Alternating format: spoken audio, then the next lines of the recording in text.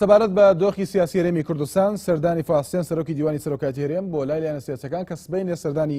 یەکگرتوو دەکات هەروەها چەند پرسێکی دیکە دکتۆر محمود عوسمان سیاسەتمەداری کورد لە هەولێرەوە لەگەڵمان دەبێت.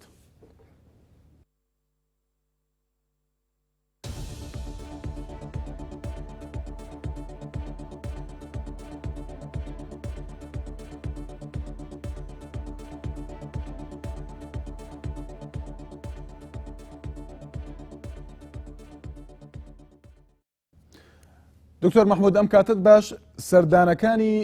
فاسێن سبەینێ دیارە گەڕی دووهەمی سەردانەکانی دەبێت هەندێک باس لە چارەسەر دەکەن لەم سەردانانە هەندێک باس لەوە دەکەن کە ئەمە دانوستانی بەدواوە دێت و چارەسەری بەدواوە دێت بۆ پێی کە لایەنەکان لە بەرامبەر ئەم سەردانەدا نەرمیان نواندووە. بەنسبەت ئەو هاتوچوانەی دکتۆر فاسێن چونکە نەهێنیە کەس نازانێت چییە ئەو هاتوچوانە هیچ معلوماتمان نییە لەسەری شتێکە معلوماتن نەبێت لەسەری ناتوانانی هیچی لەسەر بڵێ بەڕاستی بەوردی من نازانم بۆ نەهێنیە یعنی ئەم شتانە هەموو میلەت ئاگادارە وەزعەکە چییە و هەموو کەس دەزانێ ئەو کێشانەی کە هەن ڕۆژانە بازەکرێ هەموو کەسێ لە جادەش باسیەکە لەبەرەوە بۆ پەیوەندیەکان نەهێنی بن من لام سەیرە کە زۆر نەهێنیە ئەوە یەک دووەمین ئەوی بیستومانە لایەنەکان هەندێک کەس ئەڵێ وەڵا هیچی تازەی پێ نییە هیچی پێ نەبووە و هەندێک کەسی ژەڵێ وەڵایی دۆخەکە پۆزیتیڤە نازانی کامەی ئەوەیە کامەی ئەوە نییە ڕوون نییە شتەکان بەڕاستی لەبەرەوە من لەسەر ئەو هی دکتۆر فواد ومێدەوارم سەرکەوتوو بێ ینی دڵنیام هەوڵەدا بەڵام معلوماتێکی وردم نییە کە بتوانم چێتە ناو معلوماتەی کە من هەمە ئەوەیە کە ئەو ڕۆژە بارزانی لە دهۆک لە کۆبوونەوەیکی گشتیە باسی کرد وتی من ناردوومە بۆ لای لایەنەکان بۆ باسی ڕەفراندەم و سەربەخۆیی ومێدەوارم هەموو لایە کاردانەوەی باشی هەبێ و بتوانین هەموو پێکەوە لەگەڵ ئەو بۆ ئەو مۆزوعانە یعنی دابنیشین و ڕێگەیە بدۆزینەوە ئەوەی گوێم لێ بوو ئەوەیە ینی ئەوە بۆ حسابە ئەبێ فواتسێن بۆ ئەوە چوو بێ بەڵام نازانم اینجا تا حەدیا لایەنەکان چی تریان باس کردووە شێوەیە بووە چونکە هەرچی شتێکە تۆ بتەوێ ئێستا باسی بکەیت چه ڕەفراندەم چ سەربەخۆیی چ پەیوەندی لەگە بەغا چ پەیوەندی لەگە دەرەوە دەبێ پێشەکی ئاشتەواییە لە ناو کووردا هەبێ ڕێک بن لە بینی خۆیان دابنیشن لەگەڵ یەک کە دانیشتن هەموو کێشەکان بە یەکەوە چارەسەر بکەن و هەوڵ بن لەسەر بەرنامەی ڕێبکەون بەو بەپێی بەرنامەکە و بەپێی ئەو ئیتیفاقی کە ئەیکەن لە بینی خۆیانە بتوانن هەنگاو بنێن بۆ پەیوەندیەکان لە ناوەوە لە دەرەوە لەگەڵ بەغا لەگەڵ ئێران و تورکیا لەگەڵ UN لەگەڵ US لەگەڵ ئەوروپا لەگەڵ رووسیا لەگەڵ هەموو لایەک یعنی هەنگاوی یەکەم ڕێکەوتنە لە بینی خۆیان ئەو وەختە وەکو کورد بە یەکەوە وەکو شتێکی یەکگرتوو ئەتوانن هەموو شتێکی تر باس بکەن و بیکەن یانی باشە ئەم ڕێکەوتنە ئاسۆی چارەسەر ئەوەی کە باز دەکرێت لە میدیاکانەوە یعنی وایە لە نێو لایەنە سیاسیەکان و سەردانەکان یان دیوێکی تر هەیە لە کۆبوونەوەکان کە کەس ئاگاداری نییە کەس نازانێت ناوڕۆکەکەی چییە؟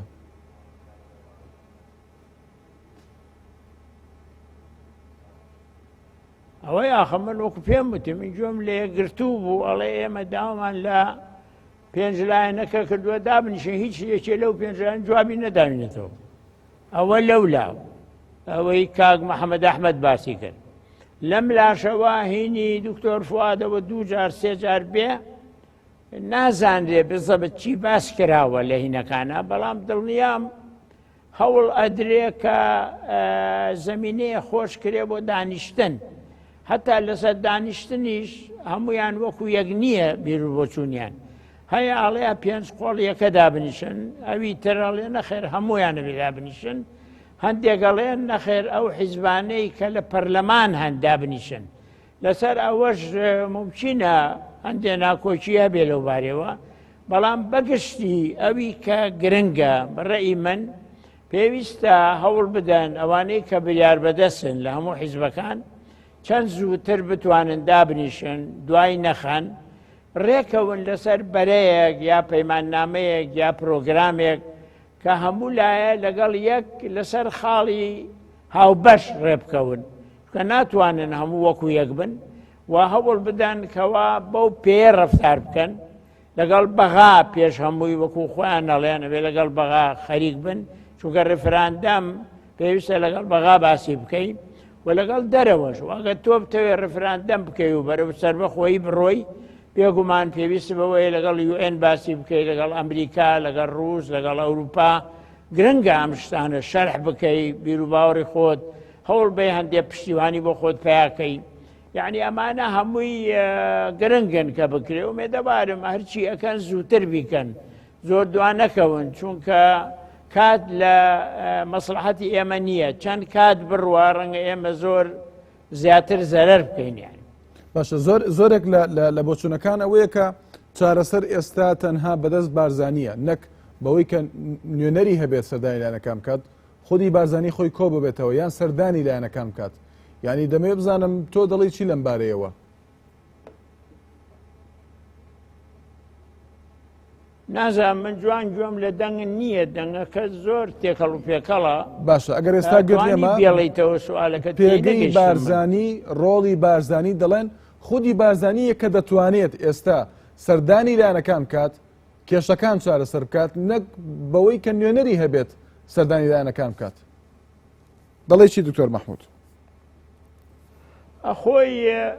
ئێستا دکتۆر فواد لەلا بە نوێنەرایەتی بارزانی سەردانی لایەنەکانەکە و ئەگەر ئەو سەردانانە سەرکەوتوو بێ زمینەیە خۆشە بێ بۆ ئەوەی بە یەکەوە دابنیشن بارزانی و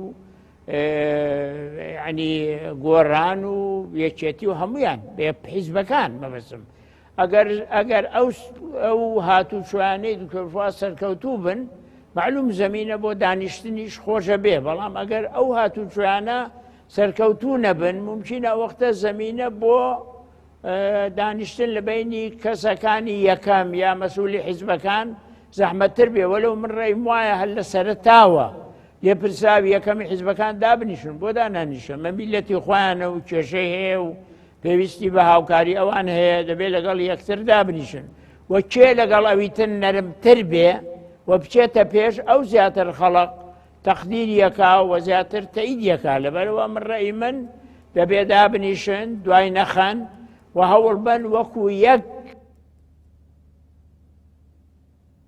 بەڵێ دکتۆر مەحموود ینی پرسیارەکەش ئەوەیە کە بۆ دانیشن هیچ حیزبێ بەجیا شتەکانی پێ ناکرێ بەڵێ و طبعاً ئەم کێشەیە ئەگەر بەردەوام بێ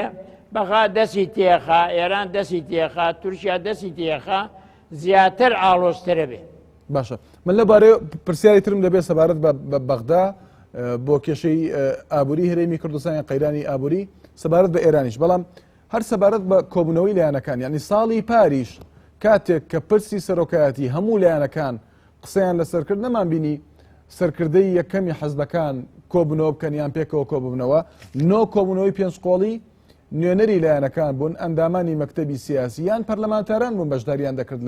لە کۆبوونەوەکان ینی گرفت چییە لە ئێستادا لەوەی کە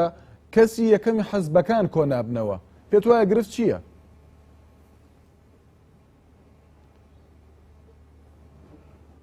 من بەڕێی من هەڵەیە کە کەسی یەکەمی حیزبەکان کۆنابنەوە وەلو من باش گوێم لە قسەکان نەبوو چونکە قسەکان زۆر تێکەڵوێ زۆر بە زەحمەت گوێم لێ بێ بەڵام کەسی یەکەم باشترە دابنیشن تەبعاً بێگومان بەڵام مۆزعێکی وا دروست بووە و دانانیشن دەبێ زمینەیان بۆ خۆشکەی ئومێدەوارم زمینە خۆش بکرێ بۆ ئەوە بەڵام تەبعاً دەبێت لەسەرەوەش ئیتیفاق بکەن کێ دانیشێت چەند حیزب دانیشن چونکە هەیەڵێ هەموو حیزبەکان هەیەڵێ 9 حیزب هەیەڵێ 5 حیزب تەبعاً ئەوەشە بێ چارەسەریش بۆ بدۆزنەوە و گرنگەوەیە هەرچی ئەەکەن زوو بیکەن دوانەکەون چونکە تۆ تەوێت ڕفراندەم بکەی وەختێکی زۆریەوێ لە پاش ڕفراندەمە تەوێ بەرەوشتی گەورەتر بڕۆی ئەتەوێ گفتوگۆ لەگەڵ بەغا بکەی لەگەڵ بەغا کە بتەوێ گفتوگۆ بکەی دەبێ هەموو بەیەکەوە خەریکی ئەو گفتوگۆ بن بەڵام ێستا وای لاتووە هەندێ لایەن زیاتر ڕێیەکی هەیە لەسەر بەغا و لەسەر ئێران و لەسەر تورکیا هەندێک لایەنی کە ڕێکتری هەیە باشە، جیاوازە من ڕێیەکانیان. بارەیەوە ئەو لە باری دەوڵەتانەش ئێرانەوە هەوڵە دەن دکتۆر کەوا محمود، کورد یەک پرسیارم نەبێ و دەبێت. کورد لاواز بێ. دکتۆر محمود، پرسیارێکم هەبوو لەبارەی سەردانێکی وەفدێکی یەکێتی نیشتیمانی کوردستان بۆ کۆماری ئیسلامی ئێران، یعنی قسەت لەسەر ڕۆڵی ئێران کرد لەم دۆخی ئێستادا، ئەم سەردانە چۆن شی دەکەیتەوە؟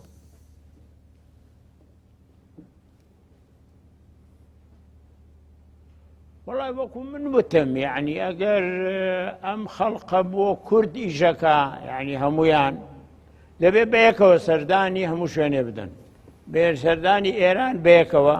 تورکیا بەیەکەوە، عێراق بەیەکەوە، ئەمریکا بەیەکەوە، UN هەموو شوێنێ. ئەگەر کێشەکە کێشەی کووردە، ئەگەر کێشەی ئەحزابی شار حیزبە بۆ خۆی چییە کابابیکە بۆ چووە چێبا بچێ و زیاتر لێکجیا بنەوە، چونکە ئەو دەوڵەتانە نایانەوێ کوردیەک بێ، ئەیانەوێ زیاتر لێکیان جیا بکەنەوە. تۆ چۆن سەیری دەکەی؟ سەیری دەکەی وەکو سەردانێکی حزبی یان سەردانێک کە بۆ کووردە؟ خۆی سەردان حیزبیە، حیزبێکە چیە؟ معلوم باسی کوردیژەکرێ بێگومان، بەڵام بۆچی بەیەکەوە نەچن؟ یعنی ئایا کێشەی کورد لەگەڵ ئێران بۆ حیزبێ بە تەنها باسی بکە؟ با هەمویان بەیەکەوە بچن و باسی بکەن، بچن بۆ تورکیا بەیەکەوە. ئەمە هەڵەیە کە بەجیا ئەچن. وەختی خۆی ئێمە بەرەی کوردستانیمان هەبووە هەموو بەیەکەوە هەموو شتێکرا با بگەڕێنەوە سەر بەرەی کوردستانی، یاخود چوارچێوەیەک تر دروستکەن، یاخود ئەنجومەنێک دروستکەن، یاخود سەرکردایەتێکی هەموو لایەک دروستکەن بەیەکەوە، چونکە کێشەکە کێشەی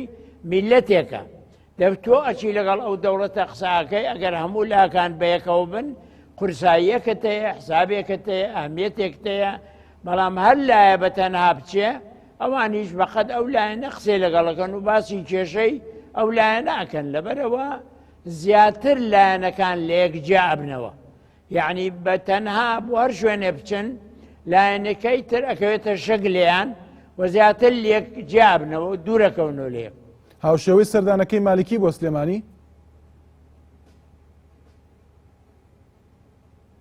بەڵێ؟ هاوشێوەی سەردانەکەی نووری مالیکی بۆ سلێمانی؟ تێنەگەیشتم. بەڵێ ئەویش یەکێکە، بەڵێ ئەوەی مالیکی مەسەن هات بۆ سلێمانی ئەو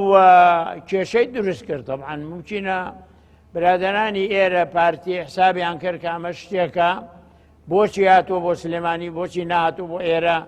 هۆکاری چییە، شتی چیەوە. مالیکیش کۆن و ئێستاش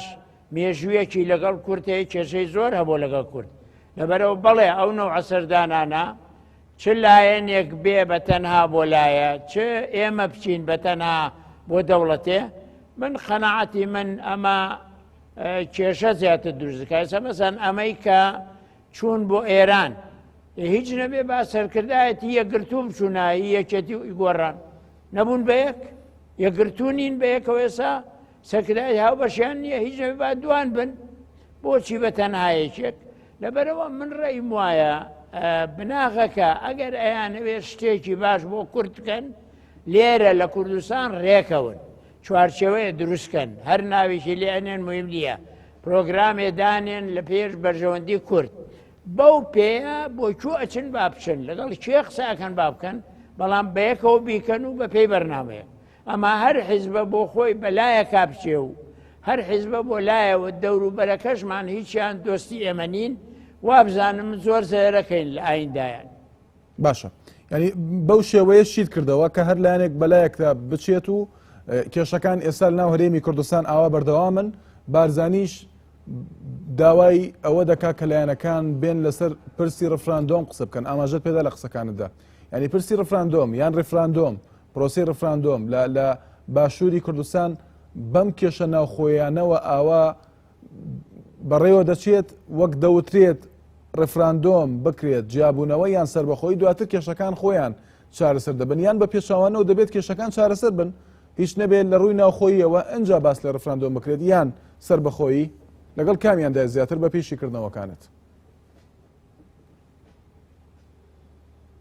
ناتوانی ڕفراندەم و سربەخۆشت کە ئەگەر وابی وەکو ئێستا دەبێت بەیەکەوە بیکەن. ڕفراندەم بە تەنها بە هیچ حیزبێ ناکرێ، بەرەو سەربەخۆیی بە هیچ حیزبێ ناکرێ بە تەنها، گفتوگۆ لەگەڵ بەغا بە تەنها ناکرێ، گفتوگۆ لەگەڵ ئێرانە، تورکیایە، ئەمریکایە،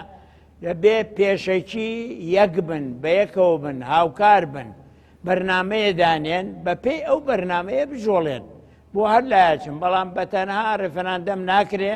بە تەنها بەرەو سەربەخۆیی ناتوانی بچی، و بە تەنها لەگەڵ هیچ دەوڵەتێک ناتوانی ئەوەی کە تۆ ئەتەوێت جێبەجێ بکەیت، چونکە ئەبێ قورساییەکە تەبێ هەموو کوردبەیەکەوە بن،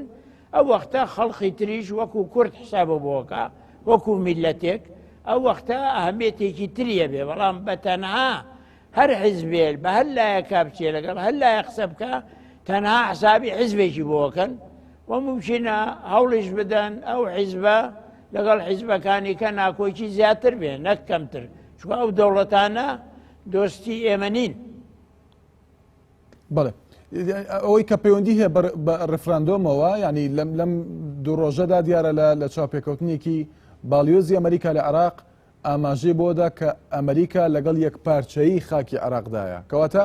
پرسی ڕفراندۆم چۆن بۆ ڕژێندرێت، چۆن باسی لێو بکرێت، هیچ نەبێت لە مانگی 11دا کە بارزانی ئاماژەی پێداوە لە کاتێکدا کە ئەمە ڕای ئەمریکایە و ڕای لایەنەکانی تر یان وڵاتانی تر دەوترێت ینی پشتگیریەکیان هەیە، بەڵام چۆن بەڕێوە بچێت لە کاتێکدا کە ئەمریکا ئەمە ڕای بێت، ئەمە یەکەم جاریش نییەوە بڵێت.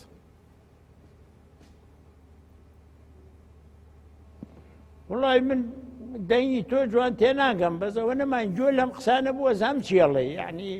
پێویست ناکات جوان تێ بگەم، بەڵام هەر تێی ناگەم. ئەمە دەوڵەتەکان ڕێیان وایە سە تۆ بچی لە ئەمریکا پرسی دەڵێ یەک پارچەگی، لە رووسیا پرسی عینی شت، هەموو دەوڵەتەکان واڵێت. بەڵام ئەمە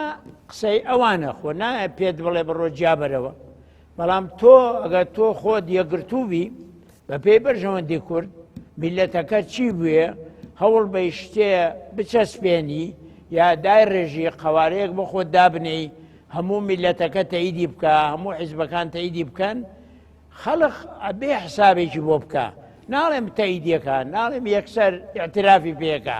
بەڵام حسابێکی بۆکە ناتوانێ هەروە نادیدە بیگرێ بەڵێ هیچ نییە. لەبەرەوە تۆ دیسانینەوە سەر عینی قسە، تۆ نابێت چاوەڕوان بی ئێستا ئەمریکا بە تۆ بڵێ بڕۆ جیابەرەوە یا وڵاتێکی کە بە تۆ بڵێ بڕۆ جیابەرەوە.